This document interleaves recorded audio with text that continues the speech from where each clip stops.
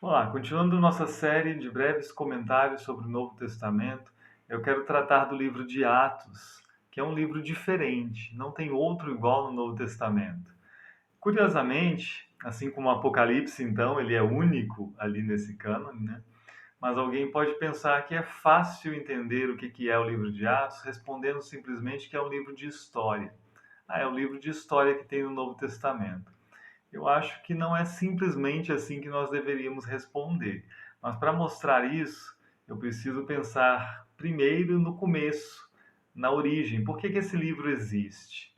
E para isso, a gente pode ler, curiosamente, não o começo do livro de Atos ainda, mas o final de alguns textos aqui. O final do Evangelho segundo Mateus, para começar, a título de comparação. O texto de Mateus, do Evangelho segundo Mateus, termina assim.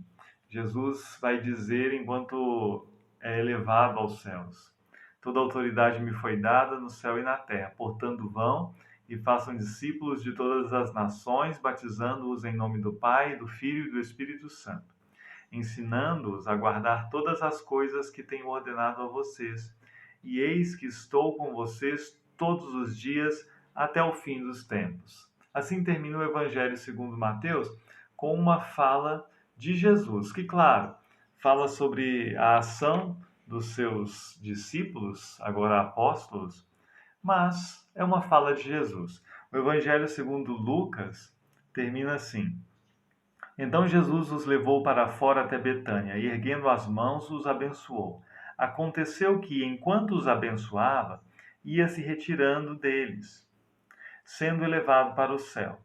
Então eles, adorando-o, voltaram para Jerusalém cheios de alegria e estavam sempre no templo louvando a Deus. É interessante porque aqui em Lucas nós já temos uma mudança. A câmera que estava acompanhando Jesus de repente se volta para os seus discípulos. Isso é o que vai fazer o link com o livro de Atos. Fica muito claro isso, né? A atenção se volta para os seguidores, como que dizendo: a história não terminou aqui simplesmente. Não terminou com Jesus subindo aos céus. Continuou acontecendo algo por aqui. E aí o livro de Atos, ele vai ter um começo muito significativo para nos levar a acompanhar o que acontece depois do ponto de vista dos discípulos que ficaram. Antes de ler o começo do livro de Atos, contudo, eu acho que convém a gente ler o começo do Evangelho segundo Lucas para perceber que os dois textos estão muito relacionados. Na verdade, quase a ponto de dizermos que é um texto só, dividido em dois. Vamos ler o comecinho do Evangelho segundo Lucas primeiro. Visto que muitos já empreenderam uma narração ordenada dos fatos que entre nós se realizaram, conforme nos transmitiram os que desde o princípio foram deles testemunhas oculares e ministros da palavra, igualmente a mim pareceu bem, depois de cuidadosa investigação de tudo desde a sua origem, dar-lhe por escrito, ó excelentíssimo Teófilo, uma exposição em ordem para que você tenha plena certeza das verdades em que foi instruído. O texto é dedicado a esse tal de Teófilo e é uma tentativa de narrar organizadamente as coisas, né? O livro de Atos começa assim: Escrevi o primeiro livro, ó Teófilo, relatando todas as coisas que Jesus começou a fazer e a ensinar, até o dia em que foi elevado às alturas, depois de haver dado mandamentos por meio do Espírito Santo aos apóstolos que tinha escolhido. Vê que o mesmo Teófilo aparece aqui, o livro também é dirigido a ele, e mais do que isso, ele já se refere ao primeiro, dizendo: escrevi o primeiro livro. O termo em grego aqui, na verdade, não é especificamente para livro, né? A gente não deveria imaginar um volume assim, com capa e contracapa, claro que não, mas é logos, na verdade, é o meu primeiro discurso. Eu escrevi um primeiro discurso contando isso. E agora, então, se eu escrevi um primeiro, esse aqui é o segundo. É como se fosse mesmo a segunda parte da mesma história. É a continuação. E ele vai deixar isso bem claro, porque vai, justamente aqui no começo do livro de Atos, narrar de novo a ascensão de Jesus, agora com um pouco mais de tempo, né? Agora com um pouco mais de palavras. Mas é justamente isso, né? O livro de Atos é o segundo volume de um mesmo livro, de uma mesma história, que aqui é continuada. Inclusive é bom dar muita atenção para essa expressão aqui. Eu escrevi o primeiro discurso relatando todas as coisas que Jesus começou a fazer e a ensinar. Jesus começou a fazer e a ensinar. Porque se ele começou, é bom a gente pensar, ele continuou?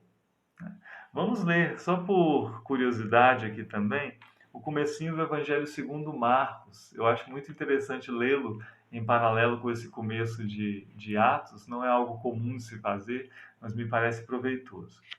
Marcos começa assim: princípio, ou começo, do Evangelho de Jesus Cristo, Filho de Deus, como está escrito na profecia de Isaías: eis que envio o meu mensageiro adiante de você, e aí vai. Mas lembrem-se, começo do Evangelho de Jesus Cristo. Há toda uma discussão sobre o que significa esse começo do Evangelho de Jesus Cristo. Ele está se referindo ao começo do seu próprio texto, ele está se referindo a esse trecho da história que ele vai contar aqui, que é o começo da caminhada de Jesus. Mas lendo assim, com Atos em vista, nós poderíamos até pensar, olha, de certa forma, o que ele escreve aqui no livro, né, no Evangelho segundo Marcos como um todo, é o começo do Evangelho de Jesus Cristo. Mesmo que ele chegue ao final dessa história de Jesus, é o começo do Evangelho. Porque o Evangelho continua no que Lucas contou aqui em Atos. O Evangelho não termina com a ascensão. O Evangelho completo, ele não termina, ele continua nessas outras ações que são narradas no livro de Atos, inclusive. Então, eu acho bom a gente poder pensar assim, por que Lucas vai dizer assim, que ele escreveu no primeiro livro as coisas que Jesus começou a fazer e a ensinar? Justamente porque Jesus não parou de cuidar da sua igreja, não parou de realizar algo. E esse algo que Jesus realiza agora, no livro de Atos, é algo que ele realiza no corpo de Cristo, por meio do corpo de Cristo, que é a igreja. O livro de Atos, então, nesse sentido, ainda tem Cristo como seu centro. Não é que Jesus não está mais. Ele está e ele age por meio da sua igreja. Isso é muito bonito de a gente entender para ler o livro de Atos não como uma história de grandes heróis simplesmente humanos, mas para continuar lendo aqui o Evangelho acontecendo. Mas não é também um livro, como alguém poderia pensar, que mostra detalhadamente esse evangelho acontecendo e sendo levado por todos os apóstolos. O título Atos dos Apóstolos ele surge muito cedo, no século II ele já é usado, mas ele talvez não expresse tão bem o que é o livro de Atos de todas as formas, na verdade, né? Por dois motivos. Um motivo meramente relacionado ao conteúdo e um motivo teológico. O teológico, você sabe que eu vou dizer que quem age aqui no livro é muito mais o próprio Deus do que as pessoas agindo. Mas também não poderíamos dizer que é o Atos dos Apóstolos, o bom título do livro, porque os apóstolos não aparecem todos no livro agindo. Não se narra assim o que cada um fez. Não há uma atenção equilibrada a todos eles. E, inclusive, há uma atenção especial a dois apóstolos, um que é um dos 12 originais, o outro que é Paulo. Né? Pedro e Paulo ganham uma relevância muito grande no livro de Atos, mas outras pessoas são referidas no livro que não são apóstolos. A gente pode pensar que há uma menção a Tiago, irmão do Senhor, há uma menção a Estevão, que não é um dos apóstolos, e a Filipe, que também tem uma importância no livro de Atos e não é apóstolo. Então, na verdade, Não é um título muito bom, assim, dizer Atos dos Apóstolos. Talvez se quisesse dizer Atos da Igreja. Esses homens também são igreja, embora não sejam apóstolos esses outros. Eu entendo que seria melhor para a nossa compreensão, porque esse título Atos dos Apóstolos, ele faz uma propaganda de certa forma enganosa, né? Ele deixa a pessoa esperando ver alguma coisa, e o título pode até orientar a leitura da pessoa, né? Fazer com que ela fique realmente buscando as ações dos apóstolos como o principal que se narra ali, e não é, né? E não é.